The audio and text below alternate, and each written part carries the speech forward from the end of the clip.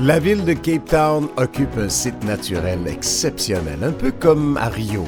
Elle s'étire entre l'océan Atlantique et la spectaculaire montagne de la Table qui a été élue récemment une des 7 merveilles naturelles du monde. Le Cap, c'est la cité la plus sophistiquée de l'Afrique du Sud. Elle symbolise bien l'effervescence culturelle du pays et l'ouverture sur le monde des Sud-Africains désormais libérés du poids de l'apartheid. Pour que vous ayez la vue la plus époustouflante sur la ville et ses environs, Traditour a inclus dans son circuit une virée en hélicoptère. L'excitation est palpable avant le décollage. On s'élève en douceur et le spectacle se déploie. On survole la mer, les quartiers chics qui ceinturent le mont Signal Hill, et puis derrière, c'est la montagne de la Table. De retour sur Terre, on célèbre ce moment d'aventure.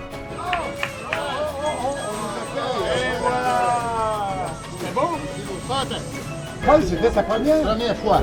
Moi aussi, c'est ma première fois. Hey, ça se fait. Bon baptême. Voici la montagne de la Table, le symbole du Cap. Une majestueuse muraille de granit qui domine la ville à plus de 1000 mètres d'altitude. On dirait un château fort démesuré. Pour atteindre le sommet, on grimpe une falaise verticale en téléphérique dont le plancher tourne, offrant une vision vertigineuse sur 360 degrés. Des sentiers se faufilent à travers les arbustes et débouchent sur des plateformes panoramiques. La vue est sublime de tous les côtés. C'est magique, surtout quand les nuages viennent caresser les rebords de la table. On dit ici que c'est la nappe de la table.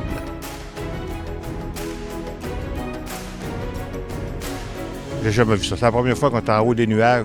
C'est super beau. Panorama magnifique, quelque chose qu'on ne voit pas nulle part ailleurs, sensationnel. C'est à voir. C'est tellement fantastique ici, là. Dans le moment, là, on voit les nuages descendre comme des chutes de la montagne, là. Aucun vent, c'est formidable. C'est quelque chose que tu vois peut-être juste une fois dans ta vie. Le coin le plus animé du Cap est le Victoria and Alfred Waterfront. Aux abords de la magnifique tour victorienne, on est vraiment au cœur du bouillonnement de la ville. C'est de là qu'on est monté à bord d'un catamaran privé pour une balade en mer qui a permis au groupe de fraterniser sur le pont baigné de soleil, avec en fond de scène une carte postale, la ville du Cap et son monumental promontoire. Le guide Traditour nous entraîne maintenant dans une marche dans le centre historique de la ville. On croise de beaux jardins, des édifices coloniaux, puis on arrive dans un quartier très singulier, Beau Cap. Une enfilade de maisons basses aux couleurs vives. Le quartier a été fondé par des migrants venus du sud de l'Asie. Nous sommes maintenant dans le jardin botanique de Kirstenbosch, un des plus beaux de la planète. Vaste, coloré. Il est adossé à la montagne, ce qui ajoute à sa splendeur. On dîne au cœur du jardin luxuriant avec les tam-tams pour nous rappeler que nous sommes bel et bien en Afrique. À 11 km au large du Cap se trouve l'île de Robben Island, où le plus admiré des prisonniers politiques du monde, Nelson Mandela, a croupi pendant 17 ans. C'est d'ailleurs un ancien détenu politique qui nous fait visiter la célèbre prison, dont, bien sûr, l'étroite cellule de Mandela. Aujourd'hui, le bus Traditour traverse la péninsule du Cap de Bonne-Espérance, en suivant une route en corniche chargée de paysages grandioses. À Out Bay, on s'embarque pour une croisière mémorable, pour aller voir des otaries à fourrure qui s'amusent à se lancer dans la mer de façon plus ou moins gracieuse.